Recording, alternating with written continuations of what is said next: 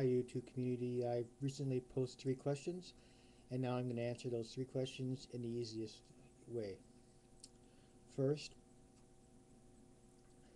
how do Orthodox Catholic Evangelical Christians?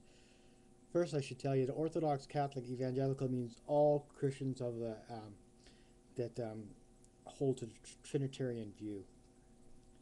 And in the Western Orthodox Church, we celebrate the Resurrection Saturday Vespers just like the Roman Catholic Church. We use their rites, but with the Orthodox creeds.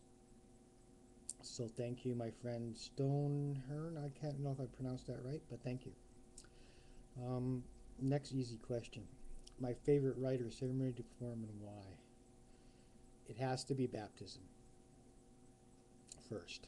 I really like it because I deal with young families and and children, and usually babies, because we have the practice of baptizing children, and we also confirm them, which means we call chrism. We anoint them with the holy oil, which is blessed by the bishop, and that is my favorite ceremony, definitely. I'm not sure what you guys have in pagan traditions and Wiccan traditions, but it's an initiation of a person into a young person into the Christian community. I don't know what you have like that. And next, the last one, persecuting those who do not follow our beliefs is always it's wrong for any of us to persecute anybody that does not believe as we believe. Always wrong. As Christians, especially, we cannot persecuting others is just wrong. It goes against the gospel of Christ. You'll notice when Christ deals with the Roman centurion, he didn't say, stop your pagan ways and come follow me. He never said that. Interesting, isn't that? He respected the man. He obviously respected his faith. If you read the story, you'll see that he actually said he had great faith, because he was a man who said, you don't have to come to me, just tell me, it'll be done. I am a soldier. If I ordered it, it's done. And he basically said he had great faith. And he was a pagan in the Christian view, of course. At the time, they were the faith, the Romans, right? So, Christians persecuting Christians. It's been a scourge of the Christian faith. You know, Christ himself said, they will know that they are my disciples for the love they have for one another. And yet, we hate each other most of the time. We argue bitterly. But I must also say, at the same time, there has to be divisions.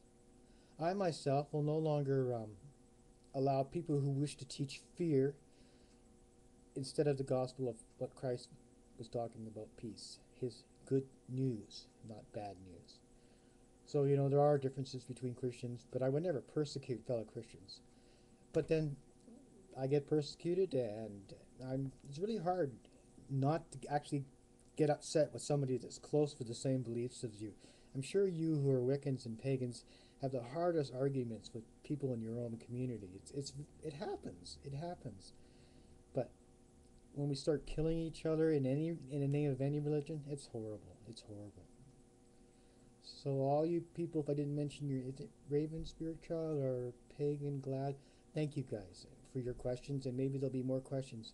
I was actually hoping, really, that you would ask the hard questions, like about priest abuse issues, because I have really strong answers for that.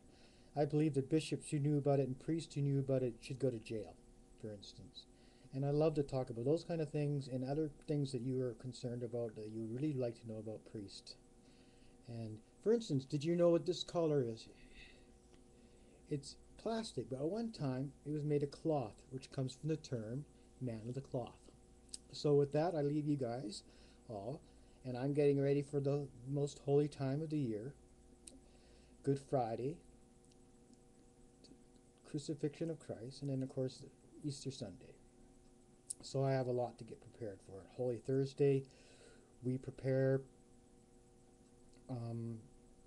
renew our vows as priests to our bishops, or ordinary, which is I am, in a sense that I'm a priest, but I am an ordinary, and priests respond to me in that way, renewing our vows of obedience and such things. And Well, there's so much things I'd like to talk to you about in the future, but I'm not very good at the green light quite yet. But I'm getting a little bit better, I hope. Anyways, God bless, and blessed be.